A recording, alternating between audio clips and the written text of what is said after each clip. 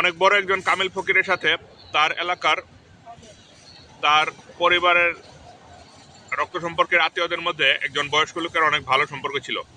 সেই বয়স্ক লোকটি তৎকালীন সময়ের অনেক শিক্ষিত এবং জ্ঞানীগুণী মানুষ হিসেবে সমাজে পরিচিত ছিল। ফকির যখন ধ্যানের মাধ্যমে বিভিন্ন জিনিস উপলব্ধি করতেন এবং প্রচলিত ধারণার বাইরে নিজের আত্মোপলব্ধির মাধ্যমে কোনো রহস্য উদ্ঘাটন করতেন, তখন ফকির সেই বয়স্ক আত্মীয়ের কাছে গিয়ে তার সেই মনের ভাব প্রকাশ করতেন এবং সেই বয়স্ক লোকটি ফকিরকে নানাভাবে সহায়তা করত। ফকিরের কোনো তথ্য দরকার লাগলে বা কোনো কিছু জানার দরকার থাকলে সেই বয়স্ক লোকটি নিজের শিক্ষা এবং অভিজ্ঞতার আলোকে ফকিরকে তথ্য দিয়ে সহায়তা করতেন। তো হঠাৎ ফকির একবার কোনো কাজে কয়েক বছরের জন্য এলাকা থেকে বাইরে চলে গিয়েছিলেন। এলাকায় ফিরে যখন সেই বয়স্ক লোকের সাথে দেখা করতে চাইলেন, তখন সেই বয়স্ক লোকটি ফকিরের সাথে সাক্ষাৎ করতে অস্বীকৃতি জানালো। বয়স্ক লোকটিকে বিভিন্ন জায়গায় খোঁজাখুঁজি করে, এমনকি কয়েকবার ফকির তার বাড়িতে আসা যাওয়া করেও বয়স্ক লোকটির সাথে ফকির আর সাক্ষাৎ করতে পারল না। সেই বয়স্ক লোকটি ফকিরকে দেখে লুকিয়ে লুকিয়ে থাকে। ফকির আসছে শুনলে সে সেই জায়গা থেকে চলে যায়। এভাবে কিছুদিন যাওয়ার পর ফকির একদিন হঠাৎ করে মধ্যরাতে সেই বয়স্ক লোকের বাসায় এসে হাজির হলেন। হাজির হয়ে দরজার বাইরে থেকে বলছেন যে আমি আপনার সাথে কথা বলে চলে যাব। আপনি না চাইলে আর কোনোদিন আপনাকে বিরক্ত করতে আসবো না, কিন্তু আমি জানতে চাই আপনি আমার সাথে দেখা করছেন না কেন? আমার কি কোনো ভুল হয়েছে? ততক্ষণ বয়স্ক লোকের বাড়িতে দরজা খোলা হলো এবং ফকিরকে ভেতরে এনে বয়স্ক লোকটি বলল যে তোমার কোনো ভুল হয়নি, কিন্তু তুমি যে কথাগুলি বলো সেই কথাগুলি আমাদের ধর্মশাস্ত্রের এবং সবাই যেভাবে চলাফেরা করছে সেই জীবনযাত্রার সাথে সাংঘর্ষিক। তোমার সেই কথাগুলি আমি এতদিন শুনেছি এবং সমর্থন করেছি। তোমার প্রাণশক্তিকে আমি সবসময় স্যালুট করেছি, তোমাকে সবসময় আমি সহায়তা করেছি। কিন্তু এখন আমার বয়স হয়েছে, এখন আমার ভয় হয়। এখন আমি মনে মনে চিন্তা করি আমি একা কি আর সঠিক পথে আছি, বা তুমি বা তোমার মতো দু একজন ফকির কি শুধু সঠিক পথে আছে? পৃথিবীর কোটি কোটি মানুষ কি ভুল পথে আছে? এসব চিন্তা করতে করতে আমি আমার শরীরের অবস্থাও ভালো না এবং আমি চিন্তা করতে করতে শেষ পর্যন্ত আর নিজের মনের শক্ত অবস্থান ধরে রাখতে পারি না। সেই জন্য আমি সিদ্ধান্ত নিয়েছি আমি তোমার সাথে আর কথা বলবো না। আমি সবাই যে ধর্ম পালন করে সেই ধর্মই পালন করব। সবাই যেভাবে চলে আমি সেভাবেই চলবো। তুমি আমাকে তোমার এই কথাগুলি আর বলবে না। তো ফকির বললেন যে এতটুকু কথার জন্য আপনার লুকিয়ে থাকার কি দরকার? এটা আমাকে বললেই তো হয়। আমি তো বলি যে সবাই যে যেভাবে মনে চায়, যার যেভাবে খুশি সে সেভাবে চিন্তা ভাবনা করবে এবং সেভাবে আচার অনুষ্ঠান করবে, সমস্যা নেই। এই কথা বলে ফকির সেই বয়স্ক লোকটির বাড়ি থেকে চলে গেল। তো বয়স্ক লোকটির ভেতরে প্রাণশক্তি হ্রাস পেয়েছে। লোকটির ভেতরে যৌবনকালে বা কম বয়স থাকতে যে একটা শক্তি ছিল, বয়স বাড়ার সাথে সাথে সেই শক্তিটি হ্রাস পেয়েছে। আর প্রাণ ও শক্তির আরেক নাম হলো প্রেম। যেখানে প্রেম আছে সেখানেই প্রাণ আছে। প্রাণের অপর নাম হলো প্রেম। প্রেম নেই মানে প্রাণ নেই। অনেকে যন্ত্র দিয়ে অনেক কাজ করে। যন্ত্র দিয়ে ঘাস কাটা যায়, যন্ত্র দিয়ে গাছ কাটা যায়, যন্ত্র দিয়ে রান্না করা যায়, কিন্তু সেই কাজের মধ্যে প্রাণ থাকে না, প্রাণের ছোঁয়া থাকে না। যন্ত্র দিয়ে সব কিছুই করা যায়। একটা প্রাণওয়ালা মানুষ যেভাবে গাছ কাটে, যন্ত্র তার চেয়ে আরও ভালো গাছ কাটতে পারবে, কিন্তু যন্ত্রটির প্রাণ আছে বলা যাবে না। কারণ যন্ত্রটির ক্ষমতা আছে, নড়াচড়া সব শক্তি আছে, কিন্তু প্রাণ নেই। কারণ যন্ত্রটির ভেতরে কোনো প্রেম নেই। মানুষের ভেতরে প্রেম আছে। প্রাণ মানে হলো প্রেম। যে প্রেমের দৃষ্টিকোণ থেকে দেখে, যে একটু গভীর দৃষ্টিকোণ থেকে দেখে, সে প্রাণকে প্রেম বলবে। আর বাইরে থেকে বিজ্ঞানের দৃষ্টি বা স্থূল দৃষ্টিতে দেখলে প্রাণ বলা হবে। জগদীশচন্দ্র বসু যখন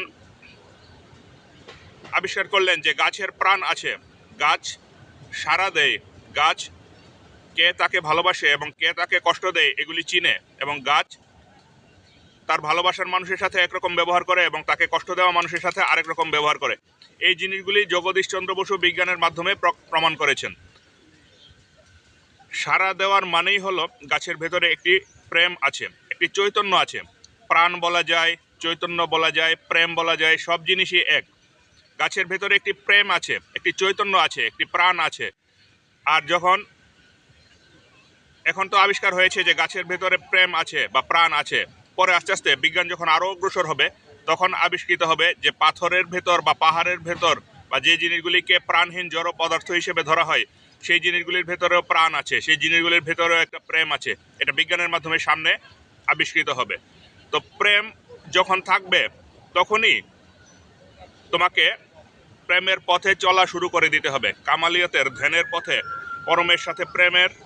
তোমার প্রেম যতদিন থাকবে সেই প্রেম পরমের দিকে তোমাকে নিয়ে যেতে হবে। যখন তোমার প্রেম শেষ হয়ে যাবে, প্রেম শেষ হয়ে যাওয়ার পর সেই বৃদ্ধ লোকের মতো তখন আর তুমি চলতে পারবে না। তখন তোমার ইচ্ছা থাকলেও, তখন তোমার বিচার বুদ্ধিও যদি বলে যে তোমার এই জীবন মিথ্যা, কিন্তু তারপরেও তোমার প্রাণ না থাকায়, তোমার প্রাণশক্তি না থাকায়, তোমার ভেতরে প্রেম না থাকায় তুমি আর সেদিকে চলতে পারবে না। তোমার প্রাণশক্তি ভাটায় চলে গেছে। ফকির জালাল উদ্দিন খাঁ বলেন, দিন গেলে আর দিন পাবি না, ভাটা যদি লয় যৌবন, থাকতে ক্ষুধা প্রেম সুধা পান কররে পাগল মন। ফকির জালাল উদ্দিন খাঁ যে কথাটি বলেছেন এই কথাটি আমি প্রথমে গল্পের মাধ্যমে শুরু করেছি। তোমার যৌবন মানেও প্রেম, কথাটা একটু অন্যরকম লাগবে। যৌবন মানেও প্রেম, প্রাণ মানেও প্রেম, জীবন মানেও প্রেম, জীবনী শক্তি মানেও প্রেম, চৈতন্য মানেও প্রেম। তোমার যৌবন মানে কি? যৌবন মানে শারীরিক সক্ষমতা, মানসিক সক্ষমতা এবং অর্থনৈতিক সক্ষমতা, আধ্যাত্মিক সক্ষমতা, সব সক্ষমতা মিলে তুমি যখন সর্বোচ্চ শিখরে থাকবে, তুমি যখন সবার উপরে থাকবে, সবচেয়ে বেশি শক্তিশালী অবস্থায় থাকবে, সেই সময়টাকে তোমার যৌবন বলা হয়। এবং সেই যৌবনের মধ্যে তোমাকে প্রেমের সুধা পান করতে হবে। জালালউদ্দিন খাঁ বলেন, থাকতে ক্ষুধা প্রেম ও সুধা পান কররে পাগলমন। ক্ষুধা বলতে তিনি সেই প্রাণশক্তিটাকেই বুঝিয়েছেন। যখন তোমার মধ্যে প্রাণশক্তি থাকবে তখন তোমার সেই প্রাণশক্তি কোনো না কোনো দিকে ব্যয় হবে, কোনো না কোনো দিকে প্রবাহিত হবে।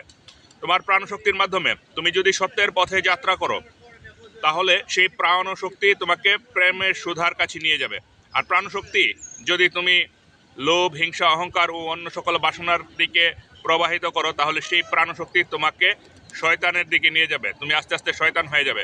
প্রত্যেকটা মানুষ মৃত্যুবরণ করার সময় হয় শয়তান হয়ে মৃত্যুবরণ করবে, অথবা একজন কামেল পরমের পরম বন্ধু হিসেবে, পরমের সাথে পরম প্রেমিক হিসেবে মৃত্যুবরণ করবেন।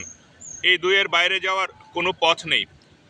আমাদের এই সমাজে প্রেম শব্দটাকে নিয়ে সবচেয়ে বেশি গোলমাল করা হয়েছে এবং এই প্রেম শব্দটার সবচেয়ে বেশি ভুল প্রয়োগ করা হয়েছে। আমাকে একজন বলল যে প্রেম করা যাবে না, শুধুমাত্র বিয়ে করার পরে প্রেম করতে হবে। আবার আরেকজন বলল যে প্রেম করতে হবে অনেক টাকা পয়সা হওয়ার পর। আমি অনেক বড় হুজুরের একটা বইয়ের মধ্যে লেখা দেখলাম যে বৃদ্ধ বয়সে তিনি স্বপ্নে দেখেছেন যে তার প্রেম হয়েছে, সে বিয়ে করছে, এই জন্য তার বিয়ে করতে হবে।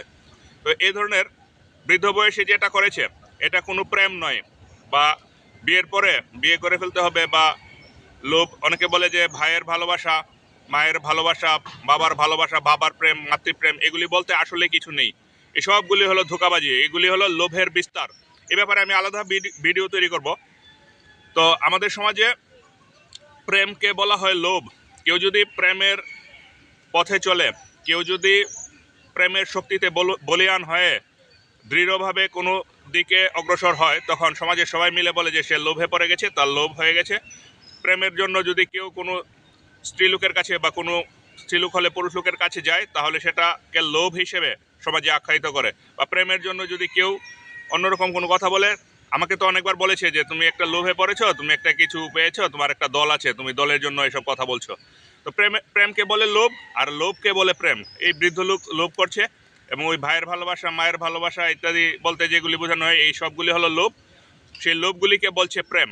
তো এই প্রেম নিয়ে এবং ক্ষুধা থাকতে কিভাবে প্রেমের সুধা পান করতে হবে এটা নিয়ে পরবর্তী ভিডিওগুলিতে আরও আলোচনা করা হবে।